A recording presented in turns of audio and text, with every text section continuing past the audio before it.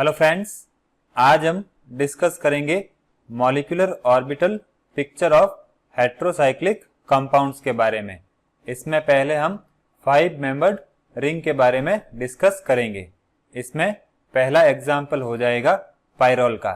देखिए, ये हो जाएगा पायरोल का स्ट्रक्चर। अब इस रिंग में देखें तो 4 कार्बन और 1 नाइट्रोजन प्रेजेंट होता है। यहाँ पर कार्बन और नाइट्रोजन दोनों ही sp2 हाइब्रिडाइज्ड स्टेट में होते हैं। अब देखिए, इसमें पहले बात करते हैं फॉर्मेशन ऑफ सिग्मा बॉन्ड की। तो देखिए, इस डायग्राम में जो रेड ऑर्बिटल्स रिप्रेजेंट किए गए हैं वो कार्बन और नाइट्रोजन के sp2 हाइब्रिड ऑर्बिटल्स हैं, और जो ब्लू ऑर्बिटल्स रिप्रेजेंट किए गए हैं वो कार्बन और नाइट्रोजन के अनहाइब्रिड p ऑर्बिटल्स हैं। अब देखिए, sp2 हाइब्रिडाइजेशन की बात करें तो इसकी ज्योमेट्री ट्राइगोनल प्लेनर होती है। मींस ये इस तरह से अरेंज रहते हैं और इनके बीच में 120 डिग्री का बॉन्ड एंगल होता है। अब कार्बन कार्बन बॉन्ड की बात करें तो वो एक कार्बन के sp2 और दूसरे कार्बन के sp2 हाइब्रिड ऑर्बिटल्स की ओवरलैपिंग की वजह से बनता है।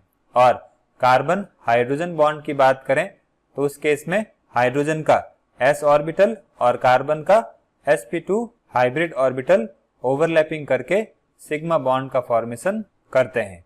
अब नाइट्रोजन एटम की बात करें तो नाइट्रोजन के इस अनहाइब्रिड p ऑर्बिटल में एक इलेक्ट्रॉन पेयर प्रेजेंट होता है और नाइट्रोजन यहाँ पर sp2 हाइब्रिडाइज्ड स्टेट में प्रेजेंट होता है।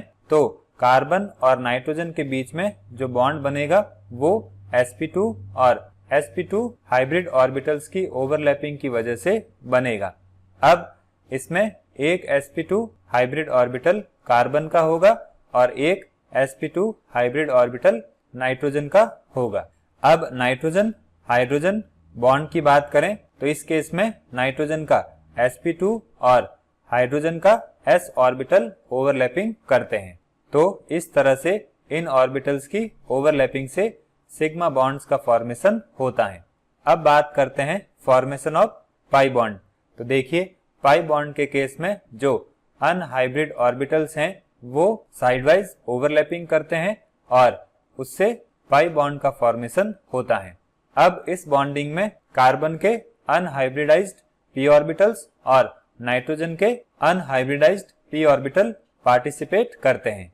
देखिए, कार्बन के 4 अनहाइब्रिडाइज्ड p ऑर्बिटल्स की बात करें तो उसमें एक एक इलेक्ट्रॉन्स प्रेजेंट होते हैं और नाइट्रोजन के अनहाइब्रिडाइज्ड p ऑर्बिटल में 2 इलेक्ट्रॉन प्रेजेंट होते हैं या एक इलेक्ट्रॉन पेयर प्रेजेंट होता है। अब इन अनहाइब्रिडाइज्ड p ऑर्बिटल्स में टोटल इलेक्ट्रॉन्स देखें तो 4 तो हो जाएंगे कार्बन एटम के और 2 हो जाएंगे नाइट्रोजन एटम के, तो टोटल हो गए 6 पाई इलेक्ट्रॉन। और हकल रूल की बात करें तो पायरोल हकल रूल को फॉलो करता है क्योंकि इसमें 6 पाई इलेक्ट्रॉन होते हैं। इस वजह से ये एरोमेटिक कैरेक्टर शो करेगा। अब देखिए, जो सिग्मा बॉन्ड बनता है वो रिंग के प्लेन में बनता है और पाई बॉन्ड के जो p ऑर्बिटल्स होते हैं वो रिंग के प्लेन के परपेंडिकुलर होते हैं। मींस कार्बन के सारे अनहाइब्रिडाइज्ड p ऑर्बिटल्स रिंग के प्लेन के परपेंडिकुलर होते हैं और नाइट्रोजन का एक अनहाइब्रिडाइज्ड p ऑर्बिटल भी रिंग के परपेंडिकुलर होता है और इनकी ओवरलैपिंग से पाई बॉन्ड का फॉर्मेशन होता है। अब ये सारे अनहाइब्रिडाइज्ड ऑर्बिटल्स रिंग के प्लेन के परपेंडिकुलर होते हैं, इसलिए जो पाई इलेक्ट्रॉन क्लाउड होगा वो रिंग के प्लेन के अबव और बिलो रहेगा। देखिए, ये हो गया पाई इलेक्ट्रॉन क्लाउड रिंग के प्लेन के अबव और ये हो गया रिंग के प्लेन के बिलो। अब नेक्स्ट एग्जांपल लेते हैं फ्यूरेन का। देखिए, फ्यूरेन एक 5 मेंबर्ड हेट्रोसाइक्लिक कंपाउंड होता है जिसमें ऑक्सीजन हेटेरो एटम के फॉर्म में प्रेजेंट होता है। अब इस कंपाउंड में सारे कार्बन और ऑक्सीजन sp2 हाइब्रिडाइज्ड स्टेट में होते हैं। अब फ्यूरेन में जो ऑक्सीजन है उसके पास 2 लॉन पेयर्स होते हैं। एक lone pair unhybridised p orbital में रहेगा और दूसरा lone pair sp2 hybridised orbital में रहता है। अब बात करते हैं सिग्मा बॉन्ड के फॉर्मेशन की। देखिए यहाँ पर 3 तरह के सिग्मा बॉन्ड बनते हैं।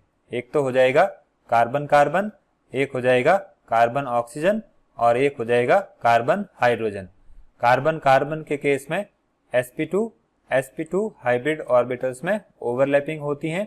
कार्बन ऑक्सीजन के केस में sp2 और sp2 हाइब्रिडाइज्ड ऑर्बिटल्स के बीच में ओवरलैपिंग होती है और कार्बन हाइड्रोजन के केस में कार्बन का sp2 हाइब्रिड ऑर्बिटल हाइड्रोजन के s ऑर्बिटल से ओवरलैपिंग करता है। अब इस डायग्राम में जो रेड ऑर्बिटल्स हैं वो sp2 हाइब्रिड ऑर्बिटल्स को रिप्रेजेंट कर रहे हैं और जो ब्लू ऑर्बिटल्स हैं वो अनहाइब्रिडाइज्ड p ऑर्बिटल्स को रिप्रेजेंट कर रहे हैं। देखिए कार्बन के केस में जो अनहाइब्रिडाइज्ड p ऑर्बिटल्स हैं उनमें एक एक इलेक्ट्रॉन प्रेजेंट हैं और ऑक्सीजन में जो अनहाइब्रिडाइज्ड p ऑर्बिटल हैं उसमें एक इलेक्ट्रॉन पेयर प्रेजेंट है। अब ये सारे unhybridised p orbitals sideways overlapping करके पाई बॉन्ड का फॉर्मेशन करते हैं। अब कार्बन के जो अनहाइब्रिडाइज्ड p ऑर्बिटल्स हैं उनमें एक एक इलेक्ट्रॉन प्रेजेंट हैं और ऑक्सीजन के अनहाइब्रिडाइज्ड p ऑर्बिटल में 2 इलेक्ट्रॉन प्रेजेंट हैं। तो यहाँ पर टोटल 6 पाई इलेक्ट्रॉन्स हो जाते हैं। मीन्स ये कंपाउंड हकल रूल को फॉलो करता है, तो ये एरोमेटिक कंपाउंड होगा। अब sp2 हाइब्रिड ऑर्बिटल्स की बात करें तो वो रिंग के प्लेन में होते हैं और जो अनहाइब्रिडाइज्ड p ऑर्बिटल्स हैं वो रिंग के प्लेन के परपेंडिकुलर होते हैं। और ऑक्सीजन के लॉन पेयर्स की बात करें तो एक lone pair sp2 hybrid orbital में प्रेजेंट होता है जो कि रिंग के प्लेन में प्रेजेंट होता है और ऑक्सीजन का दूसरा lone pair unhybridised p orbital में प्रेजेंट होता है और ये p ऑर्बिटल रिंग के प्लेन के परपेंडिकुलर होता है। अब देखिए पाई बॉन्ड का फॉर्मेशन अनहाइब्रिडाइज्ड p ऑर्बिटल्स की वजह से होता है और ये सारे p ऑर्बिटल रिंग के प्लेन के परपेंडिकुलर होते हैं। इस वजह से जो पाई इलेक्ट्रॉन क्लाउड है वो रिंग के प्लेन के अबव और बिलो रहेगा और ऑक्सीजन का ये जो लॉन पेयर है वो रिंग के प्लेन में रहता है जो कि sp2 हाइब्रिडाइज्ड ऑर्बिटल में प्रेजेंट होता है। अब बात करते हैं थायोफीन की। तो देखिए थायोफीन का स्ट्रक्चर फ्यूरेन के सिमिलर ही होता है, लेकिन थायोफीन के केस में जो हेटेरो एटम है वो सल्फर होता है। अब फ्यूरेन के केस में जो ऑक्सीजन प्रेजेंट होता है उसमें 2 लॉन पेयर होते हैं और थायोफीन के केस में जो सल्फर होता है उसमें भी 2 लॉन पेयर प्रेजेंट होते हैं। तो हम कह सकते हैं थायोफीन में जो सिग्मा और पाई बॉन्ड का फॉर्मेशन है वो फ्यूरेन के सिमिलर ही होता है, बस यहाँ पर ऑक्सीजन की जगह सल्फर एटम प्रेजेंट होता है। अब बात करते हैं पाइरिडीन की। तो देखिए पाइरिडीन एक 6 मेंबर्ड हेटेरोसाइक्लिक कंपाउंड होता है। पाइरिडीन की रिंग में 5 कार्बन और 1 नाइट्रोजन प्रेजेंट होता है और इस नाइट्रोजन के पास एक lone pair sp2 hybridised orbital में प्रेजेंट होता है। अब देखिए पाइरिडीन की रिंग में सारे कार्बन और सारे नाइट्रोजन sp2 हाइब्रिडाइज्ड होते हैं और पाइरिडीन में जो सिग्मा बॉन्ड फॉर्मेशन होता है वो sp2 हाइब्रिडाइज्ड ऑर्बिटल की ओवरलैपिंग की वजह से होता है। यहाँ पर कार्बन और नाइट्रोजन के जो sp2 हाइब्रिडाइज्ड ऑर्बिटल हैं उनको रेड कलर से रिप्रेजेंट किया गया है और कार्बन और नाइट्रोजन के जो अनहाइब्रिडाइज्ड p ऑर्बिटल हैं उनको ब्लू कलर से रिप्रेजेंट किया गया है।